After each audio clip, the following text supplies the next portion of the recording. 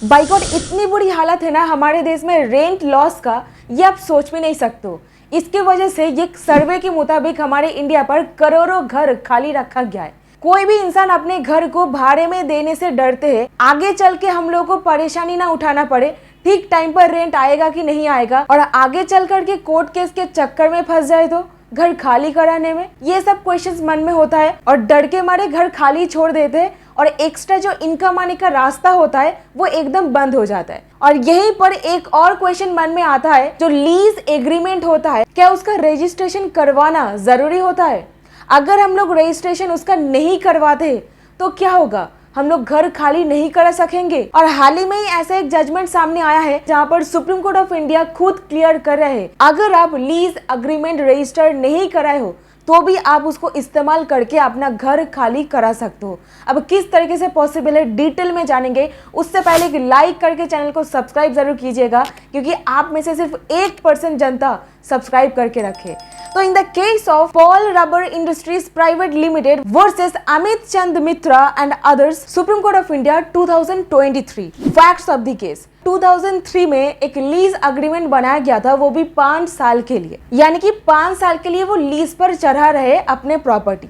अब होता क्या है, 5 साल कंप्लीट हो चुका था और टेनेंसी अग्रीमेंट को रिन्यू भी नहीं कराया जाता है, और जो टेनेंट था वो कंटिन्यू कर रहा था पोजीशन पर without giving any kind of rent, कोई भी भाड़ा वगैरह नहीं दे रहे थे। अब ऐसे में 2008 में चल करके लैंडलेडी प्रॉपर्टी खाली करने के लिए नोटिस भेज देते और 15 डेज का 15 दिन का एक प्रायर नोटिस भेजा जाता है। अभी ऐसे में क्या होता है, पोजीशन खाली नहीं कराया जाता है, लैंडलेडी सिविल कोर्ट में जा करके एक suit for recovery of position का केस फाइल कर देते, यानी कि पोजीशन को रिकवर करने के लिए।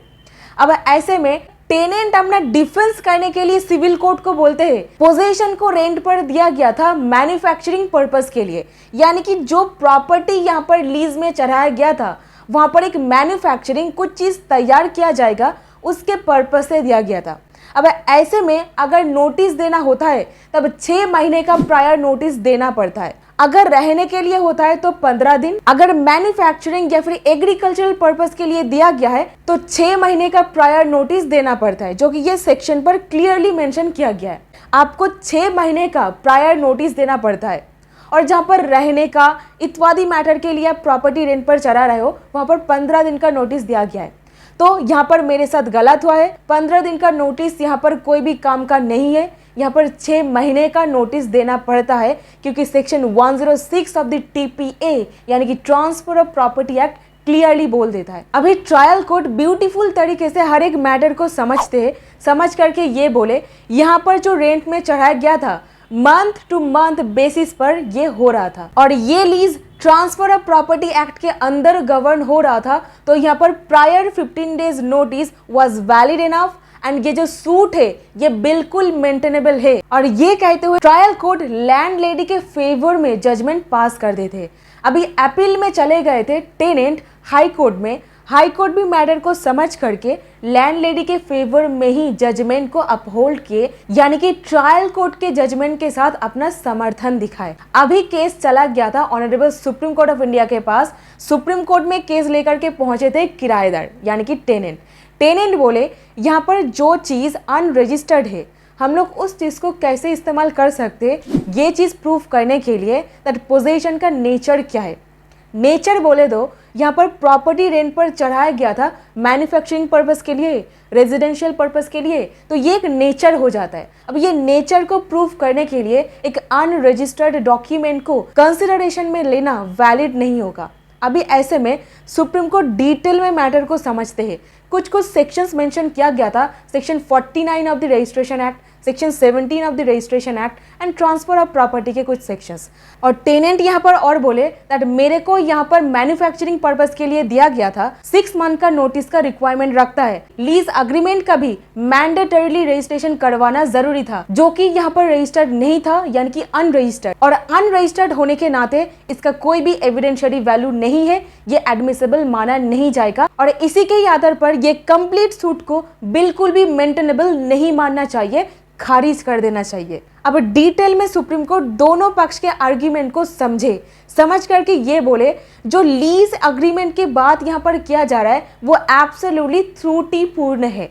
सो फ्लॉज है वहां पर। अब जो डॉक्यूमेंट पहले से ही त्रुटिपूर्ण है, हम लोग किस तरीके से उस डॉक्यूमेंट को इस्तेमाल करके नेचर ऑफ द पोजीशन को साबित कर सकते हैं। तो ऐसे में कोर्ट कोई भी ऐसा डॉक्यूमेंट को इस्तेमाल नहीं करेंगे नेचर ऑफ द पोजीशन को प्रूव करने के लिए। कोई भी ऐसा अनरजिस्टर्ड लीज अग्रीमेंट को इस्तेमाल नहीं करेंगे ये जो मुद्दा अराइज हुआ है इसको डिसाइड करने में। बट जहां पर मेन प्रॉब्लम का सेंटर में ही lease itself is a concerned matter, मतलब लीज खुद ब खुद एक प्रॉब्लम है, यानी कि किराए पर चढ़ाया गया है, किराया ही ये सारा का सारा प्रॉब्लम का जड़ है, तो वहां पर हम लोग ये अनरजिस्टर्ड डॉक्यूमेंट को बिल्कुल कंसिडर कर सकते हैं। और ये डिपेंड करता है सिचुएशन के ऊपर, जो फैक्ट्स अराइज हुआ है कोर्ट के सामने उसके ऊपर। और यहाँ पर टेनेंट कोई भी ऐसा एविडेंस नहीं दे सके हैं दैट पोजीशन को उनको दिया गया था मैन्युफैक्चरिंग पर्पस के लिए। 15 दिन का notice was valid enough and landlady को प्रॉपर्टी वापस दिया जाए। यानी कि हाई कोर्ट के वर्डिक्ट को करते हैं समर्थन और टेनेंट की अपील को करते हैं डिसमिस। इस केस पर lease is a matter of fact, यही एक प्रॉब्लम है, कोई कोलैटरल इंसिडेंट यहाँ पर प्रॉब्लम नहीं है। So that's it in this video. उम्मीद करती हूँ आपको कुछ वैल्यू मिला है। अगर मिला है लाइक करके चैनल को सब्सक्राइब जरूर कर दीजिएगा। Thank you so much for watching this video. और आपका क्या ओपिनियन है कमेंट सेक्शन पर जरूर लिख के बताइए।